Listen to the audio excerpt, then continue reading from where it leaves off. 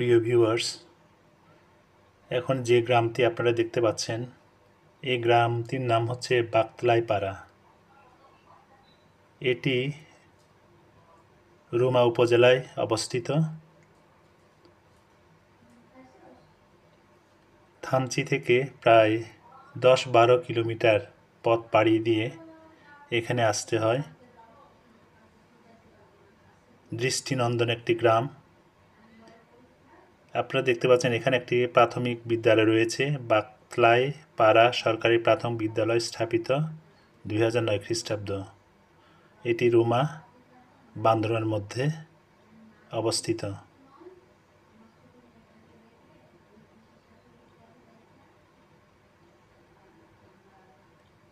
এই গ্রামটি দেখতে খুবই সুন্দর।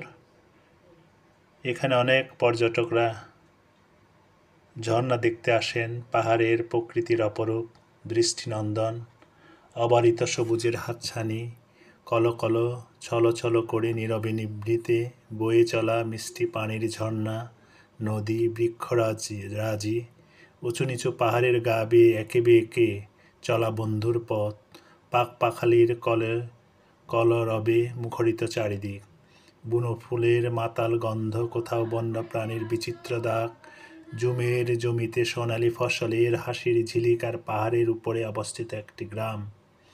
এই গ্রামে বম জাতিসত্তার লোকদের বসবাস। আমি এখানে গিয়েছিলাম 2021 সালে। এই গ্রামটি বাকতলাই ঝর্ণার কারণে সকলের কাছে অতি পরিচিত। সে সময় দেখেছি অসংখ্য পর্যটকদের আনাগোনা। তারা দেশের বিভিন্ন প্রান্ত থেকে ঝর্ণা দেখার জন্য এই গ্রামে এসেছেন। এই তো পাহাড়, সবুজ পাহাড়, বৈচিত্র্যময় গ্রাম। পাহাড়ের নান্দনিক এই পরিবেশ দেশের অন্য যে কোনো পরিবেশের চেয়ে আলাদা। পাহাড়ের প্রকৃতির সান্নিধ্য যেন মানুষকে করে তোলে এক অন্য জগতের বাসিন্দা, অন্য আদলের মানুষ। এটি জাতিসত্তায় স্বতন্ত্র বৈচিত্র্যের অধিকারী। এদের রয়েছে নিজস্ব রীতিনীতি, পোশাক, ভাষা, সংস্কৃতি ও ধর্ম। অধিকাংশ ক্ষুদ্র আদিবাসী জনগোষ্ঠীর মানুষ নিজেদের কাপড় নিজেরাই বুনে। কাপড় বোনায় তারা তাদের নিজস্ব সুতা ও রং রুচিকে প্রাধান্য দেয়।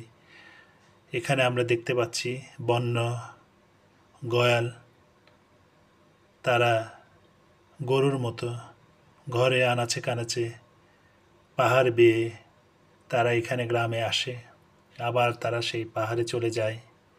দৈনন্দিন কাজে তারা ব্যবহার করে বাঁশ, বেত ও কাঠের তৈরি বিভিন্ন জিনিসপত্র তারা ব্যবহার করে, যেগুলো তাদের নিজেদেরই তৈরি। ক্ষুদ্র আদিবাসী জনগোষ্ঠীর এই ভিন্ন সংস্কৃতি ও ভাষা দেশীয় সংস্কৃতিকে কয়েক করেছে সমৃদ্ধ ও বৈচিত্র্যময়। ধর্ম ও সংস্কৃতি অনুযায়ী তারা বিভিন্ন উৎসব পালন করে, যার যার আচার আচরণ লক্ষণীয়। কিছু কিছু গোষ্ঠীর মানুষ প্রকৃতিকে পূজা করে। দৈনন্দিন জীবনের প্রতিটি ক্ষেত্রে প্রকৃতির উপর নির্ভর করে বলেই প্রকৃতির গুরুত্ব তাদের কাছে অপরিসীম। এতক্ষণ ভিডিও দেখার জন্য অসংখ্য ধন্যবাদ। সকলেই ভালো থাকবেন।